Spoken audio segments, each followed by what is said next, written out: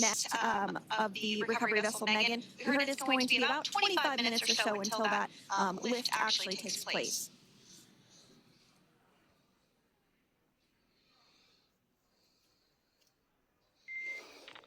Okay, Freedom, the next call will be from the SpaceX flight surgeon on Dragon Ground Private.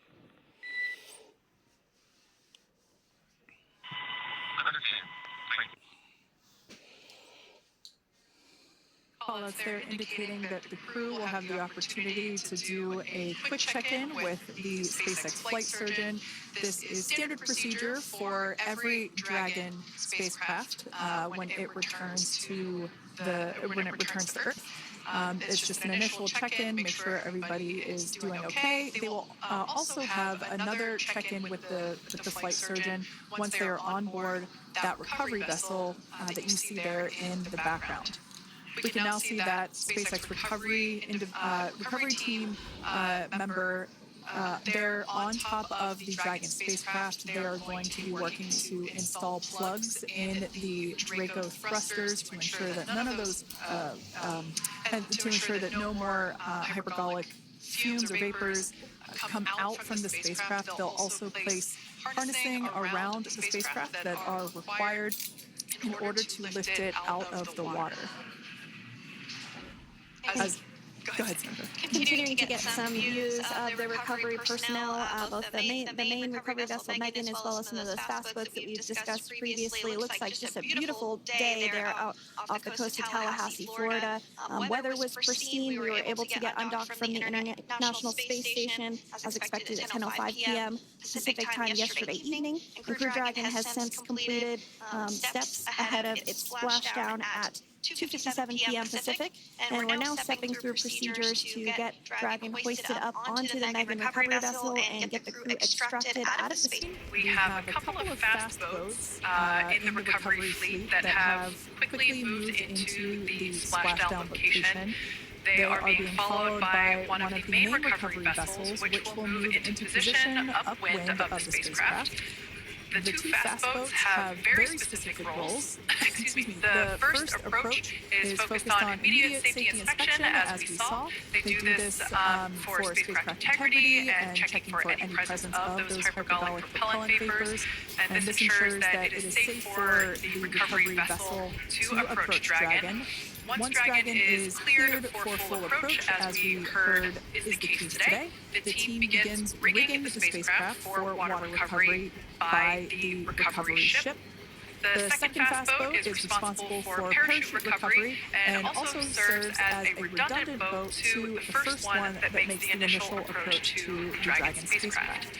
As we saw a little bit earlier, we were also able to see one of the recovery team members get on a jet ski to help gather up the parachutes that were automatically detached from the Dragon spacecraft upon splashdown.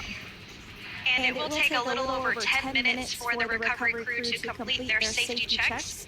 Once they complete, the team will begin preparing Dragon to be lifted, and as you see, they are preparing for that to take place at this point. As part of the preparation for this lift, one member of the recovery team has climbed on top of the spacecraft already so they can attach Dragon's hoist rings and connect the lifting lines. It will take us less than an hour to raise Dragon to the recovery boat and remove the crew from the spacecraft.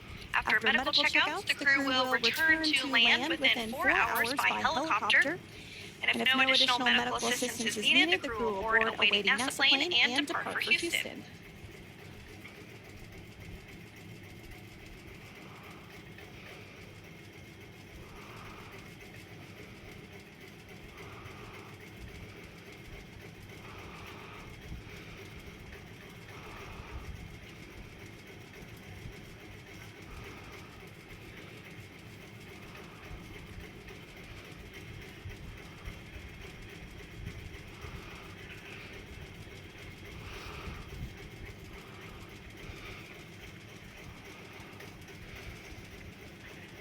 we continue to await Dragon to be hoisted up onto the ship, we have a very special treat. NASA Public Affairs Officer Jaden Jennings, who is actually on the recovery vessel and had a bird's eye view of the splashdown today. Jaden, how are you? How was the view from the recovery vessel?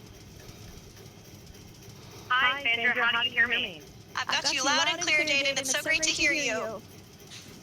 Awesome. So splashdown, Sandra, was nothing Freedom, short of be advised. spectacular. We are transitioning the forward link. Comm will be unavailable for approximately 5 minutes.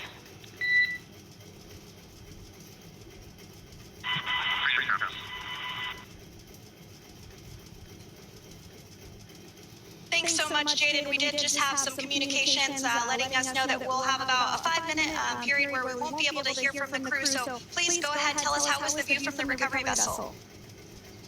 Absolutely. Yeah, I was saying earlier, splashdown was nothing short of spectacular, and we were stationed about 1.5 nautical miles away from the splashdown zone and had great visuals here on the recovery vessel Megan. We actually saw a little of the smoke trail as the spacecraft was coming in, and then moments later we spotted those drogue chutes, and this was quickly followed by 4 healthy white orange main parachutes. We then tracked Dragon all the way down as it slowly propelled into the ocean, and I think I speak for all of us on the ship when I say a new core memory was made today, and we are looking forward to having crew-9 on board with us a little later.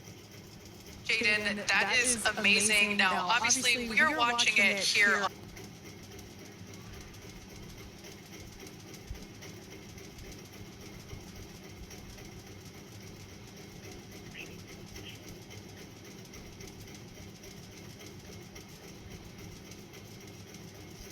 And Jaden, if you did just want to go ahead and let us know what is next to retrieve the crew, we are continuing to get some great views on our screen, but I know you have an even better view yourself.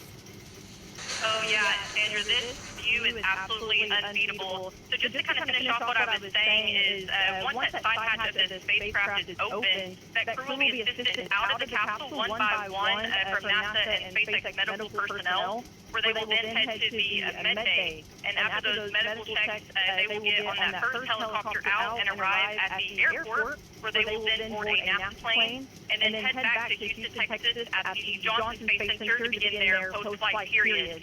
And we're eager to see the crew-9 astronauts back on Earth, and we'll keep you updated on every moment of this process. With that, I'll toss it back over to you guys at Hawthorne.